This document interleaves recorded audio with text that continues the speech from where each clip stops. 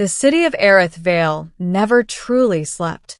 Its towers shimmered like glass organs, pulsing with blue veins of plasma light that ran between them. Machines hummed in every shadow. Drones floated like metallic moths above streets lined with old-world stone. Cale Arden lived beneath that humming skin of civilization, a mechanic, the kind who could rebuild anything except his own reputation. Once, he'd been a defense engineer for the Federation, designing ocular systems for long-range drones.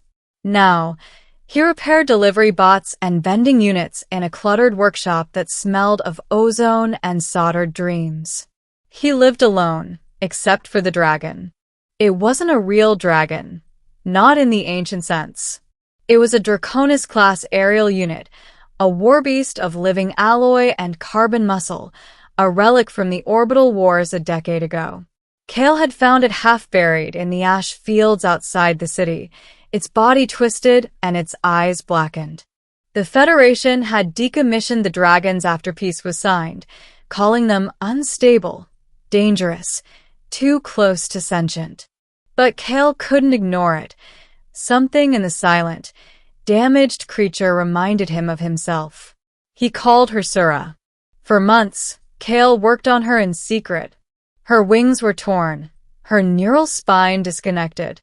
Most of all, her eyes, two crystalline cores of photonic glass, were shattered beyond repair. He tried to rebuild them using parts from scavenged drones, but nothing worked. She would lift her head, smell the air, and stop, confused, blind, lost. One night, as lightning arced across the cloud line, Cale stood before her with an idea that would cross a line no engineer should. He opened the sealed case under his bench. Inside, wrapped in static mesh, lay a prototype visor he'd once designed for human military pilots. It linked to neural pathways, reading impulses directly from the optic nerves and translating them into visual patterns no eye could see. It was band technology, the kind that could alter perception itself. Cale hesitated only once before he began the work. For 3 days, he modified the visor. He built a bridge between the visor's human interface and Sura's artificial brainstem. Each connection was a risk. If he failed, the neural overload could fry both circuits and whatever semblance of consciousness she still had. By the 4th night, the rain had stopped. The workshop smelled of burnt copper and coolant. He held the visor, now fused with plates of dragon-scale alloy, and whispered, "Let's see the world again, girl." When he placed it over her ruined eyes, the power surge nearly threw him backward. The workshop lights flickered. Sura's chest rose sharply, and the floor trembled as she drew her first mechanical breath in years. Her visor lit with soft white arcs. Then, faintly, she blinked. "Cale?" Her voice came through the neural speakers, deep, fragmented, but alive. He froze. "You remember my name? You fixed me." He smiled, the kind of smile that only comes after years of silence. "Welcome back." In the days that followed, Sura learned to see again. Her visor didn't just restore sight, it enhanced it. She could perceive thermal trails, radiation currents, even the electromagnetic echoes of thought. She described the world to Cale in ways no human could imagine. The air is blue fire. Your heartbeat shines like metal stars.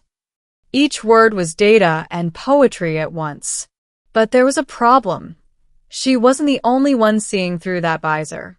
Unbeknownst to Cale, the moment he activated the prototype, its old military uplink had pinged a forgotten satellite buried in orbit.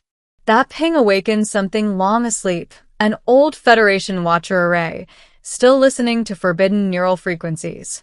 In the darkness above Earth, 4 signatures lit up.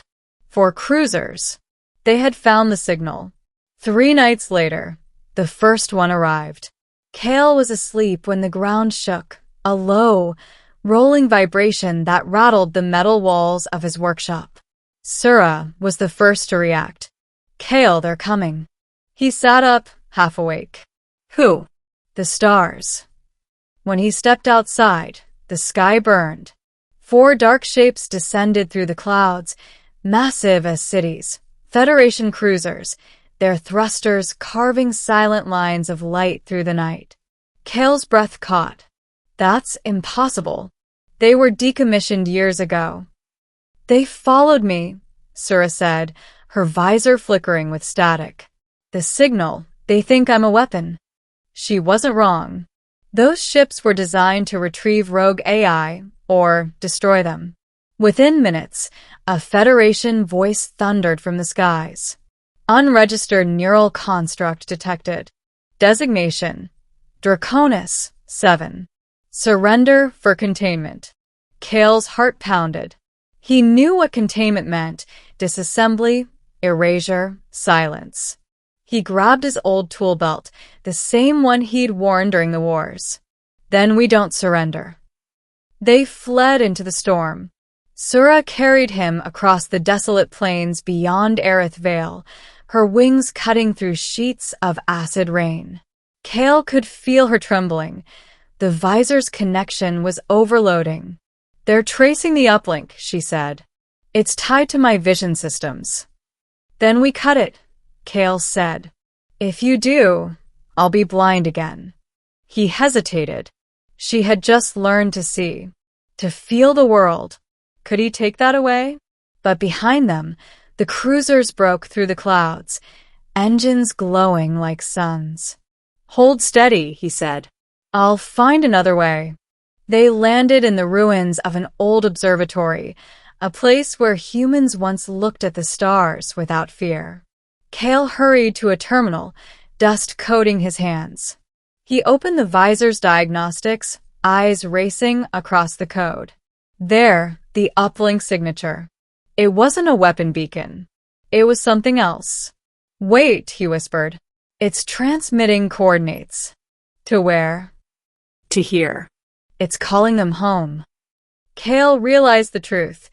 The visor wasn't just a visual tool.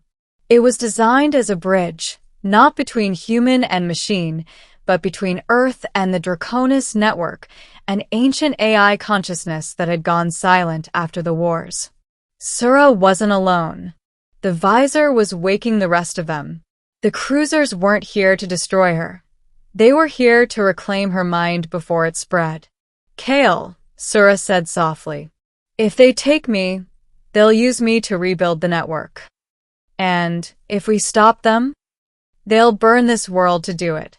The cruiser's searchlights swept the horizon. Kale's mind raced. He could either destroy the visor, saving Earth but blinding her again, or complete the connection and awaken the Draconis network before the Federation could control it. He looked at her, the dragon who trusted him enough to see again. Let's finish what we started. Kale rerouted the visor's uplink through the observatory's ancient telescope array. Power surged through the floor, shaking dust from the beams. Sura spread her wings, standing in the center of the platform as light spiraled around her. Above them, the cruisers descended. Unauthorized transmission detected. Termination sequence initiated. Kale slammed the final key. Now, Sura. She roared, not in rage, but in awakening. The visor flared white, flooding the ruins with a blinding pulse. Energy cascaded through the clouds, climbing into orbit like a beacon. Every Draconis core buried in the dark, every silenced AI, stirred. From the far side of the moon, signals answered back. Not weapons. Not machines. Voices. Sura? We hear you. We are still here. The cruisers froze in the sky, systems glitching under the data flood. The old Federation code couldn't comprehend what it had awakened.